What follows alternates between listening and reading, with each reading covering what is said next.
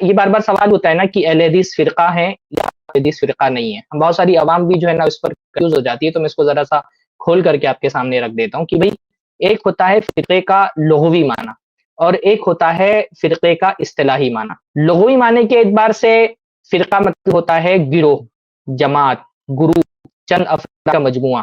حیثیت سے تو ظاہر سی بات ہے کہ اہل حدیث بھی ایک فرقہ ہے کہ وہ بھی چند افراد کا مجموعہ ہے، ایک گروہ ہے، اور اس طرح سے گروہ ہونا، جماعت ہونا، ایک چند افراد کا مجموعہ ہونا، یہ تو شریعت میں ممنوع نہیں ہے، ورنہ آپ قرآن مجید میں دیکھیں اللہ تعالیٰ نے فرمایا فَلَوْلَا نَفَرَ مِن كُلِّ فِرْقَةٍ مِنْهُمْ طَائِفَةٌ لِيَتَفَقَّهُوا فِي الدِّينِ کہ تم میں سے ہر فرقے میں ایک جماعت ہونی چاہیے، ایک طائفہ ہونا چاہیے جو دین کی سمجھ حاصل کرے۔ تو یہاں تو اللہ تعالیٰ خود فرقے کا اس بات کر رہا ہے۔ اب آپ کیا کہیں گے؟ اللہ تعالیٰ خود کہہ رہا ہے کہ فرقہ بناؤ اور ہر فرقے میں ایک جماعت ہونی چاہیے جو دین کا علم حاصل کرے، تو یہاں پہ آپ فرقے سے کیا مراد لیں گے؟ یہاں فرقے سے مراد ہے جماعت۔ اس فرقے کا لغوی معنی ہے گروپ، افراد کی جماعت، لوگ۔ تو اس معنی میں تو اہل حدیث فرقہ ہے کہ اہل حدیث بھی چند افراد کے ایک گروپ کا نام ہے، اس معنی میں اہل حدیث فرقہ ہے۔ باقی فرقے کا جو ایک مفہوم ہے وہ ہے دین کو چھوڑ دینے والی جماعت، اس معنی میں اہل حدیث فرقہ نہیں ہے۔ قرآن مجید میں نے فرمایا وَاعْتَصِمُوا بِحَبْلِ اللَّهِ جَمِيعًا وَلَا تَفَرَّقُوا، اللہ رب العالمین کی رسی کو مضبوطی سے تھام لو اور فرقوں میں مت بٹو۔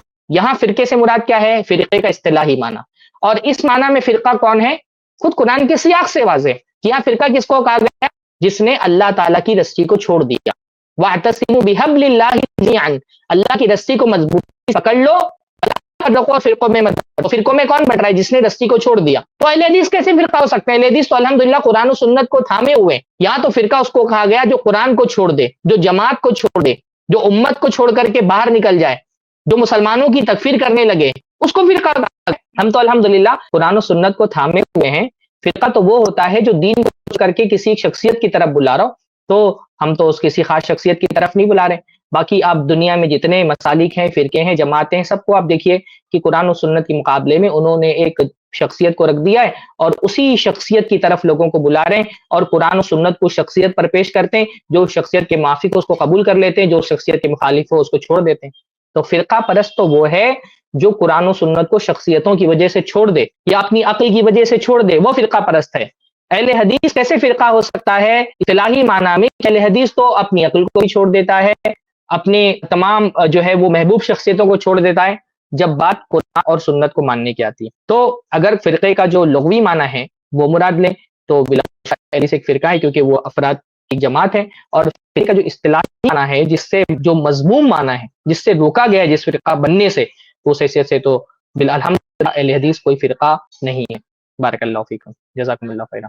اس کلپ کی فل ویڈیو دیکھنے کے لیے ہمارے چینل پر ضرور آئیں۔